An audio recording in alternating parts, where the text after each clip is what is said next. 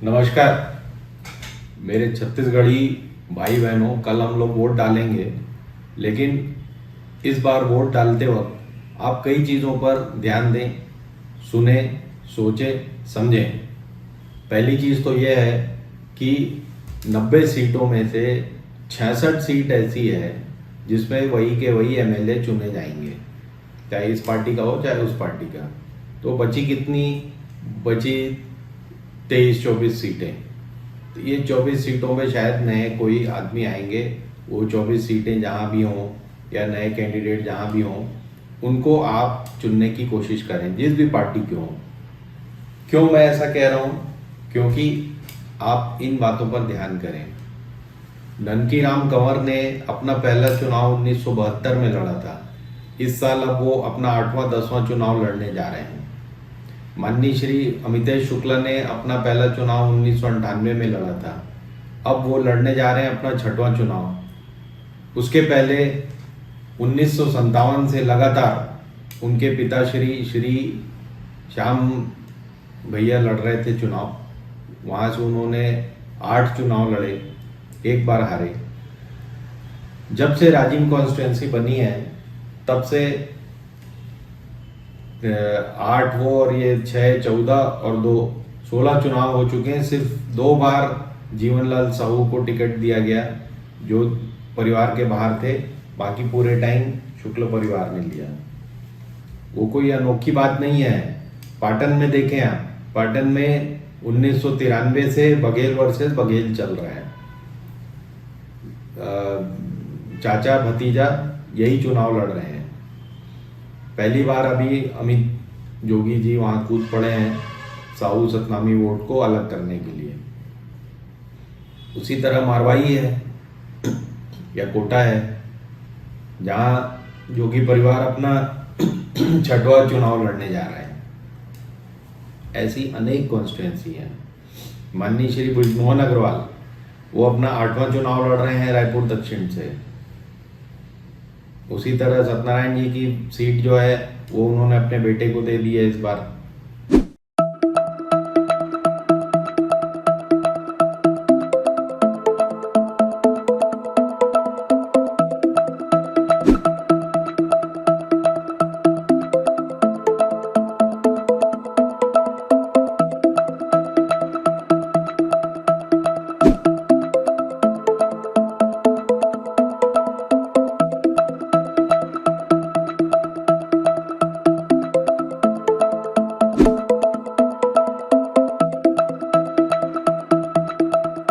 तो क्या हम ऐसे 66 लोग हैं जो 49 टिकट तो कांग्रेस ने दोबारा बांटे हैं, 42 टिकट भाजपा ने दोबारा बांटे हैं। तो क्या इस पूरे 2.5 करोड़ के छत्तीसगढ़ में हमारे पास यही 66 लोग हैं जिन्हें हमें चुनना है बार बार?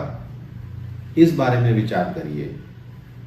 मेरा कहना है कि जहां भी नया कैंडिडेट हो या पुराना कैंडिडेट अगर डिजर्विंग है तो उसे मौका दें, लेकिन अपने क्षेत्र में बदलाव के लिए, नए युवा खून को आगे आने के लिए और नई सोच को बढ़ावा देने के लिए आप वोट दें। हमेशा गांव का जो आदमी होता है, शहर के किसी गली मोहल्ले का आदमी होता है, वो अपने सुख दुख को ज़्यादा अच्छी तरह से समझता है। आप अगर विचार करेंगे तो पाएंगे कि दोनों पार्टी के मिलाकर के 180 कैंडिडेट होते हैं चुनाव में, और ये 180 में से 125 कैंडिडेट रायपुर में रहते हैं। जो अपने क्षेत्र में ही नहीं रहता, जो कसडोल में नहीं रहता, बलौदा बाजार में नहीं रहता, गरियाबंद में नहीं रहता, वो रायपुर में रह के चुनाव वहाँ से लड़ता है। ऐसा कैंडिडेट हमारे अपने सुख दुखों को कैसे समझेगा? अब ये चर्चा आम है कि 500 रुपये और बढ़ते हैं पर वोटर, साड़ी बढ़ती है, बोकरा भात खिलाया जाता है, ये सबको पता है, ये सब होता है। तो क्या आप 500 रुपये के लिए अपना वोट दे देंगे? बाद में वही आदमी आपसे वसूली करेगा दूसरे माध्यमों से, कभी कर्मचारियों के माध्यम से, कभी अपने ठेकेदारों के माध्यम से। वो आपसे 500 के 25,000 वसूल करके ले जाएगा 5 साल में। आप 500 रुपए के लालच में ना आए, वोट सोच समझ कर दें। एक चीज और मैं आपको बताता हूं कि आप जो वोट लेते हैं, जो पैसे लेते हैं वोट देने के लिए, वो भी एक तरह का करप्शन है। क्यों है? क्योंकि आपने अपनी चीज देने के लिए पैसे लिए, तो जब वो एमएलए जीत जाता है या मंत्री बन जाता है, वो भी कहता है कि अगर आपको काम कराना है तो मुझे पैसे दो।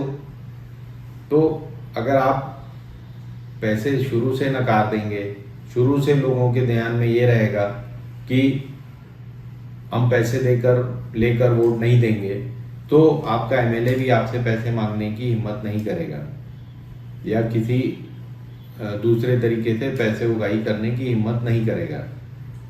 पहली बात।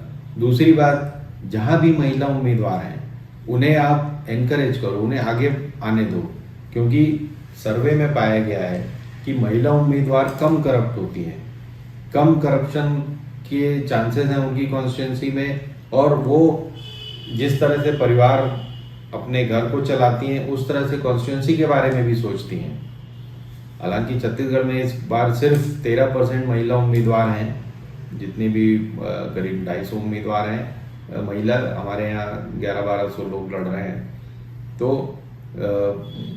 नहीं, 2-2,500 लोग लड़ रहे हैं, उसमें से 250 उम्मीदवार हैं, तो 10-13% के आसपास महिला उम्मीदवार हैं।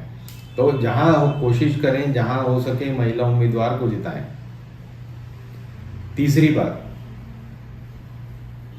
जो भाजपा कह रही है कि 70 वर्ष से ऊपर वालों को नहीं देना है हमको टिकट और उनको बाहर होना चाहिए और उनको राजनीति में अब उनको रिटायर हो जाना चाहिए, आप उनकी बात ना सुने, आप खुद रिटायर कर लें। जो 70 से ऊपर हो चुके हैं और अभी भी इलेक्शन लड़ने की ख्वाहिश रखते हैं और अभी भी अपने पुराने लोगों को जमा करके इलेक्शन लड़ना चाहते हैं, उन्हें जनता रिटायर कर दे। पार्टियां तो बड़ी मुश्किल से रिटायर कर पाएंगी। तो इन कुछ बातों को ध्यान रखें। कल जब आप वोट देने जाएं, स्वच्छ मन से जाएं। दिवाली मनाई है अभी आपने, अपना दिवाला ना निकालें इस बार वोट देकर। धन्यवाद। हिंदुस्तान जिंदाबाद।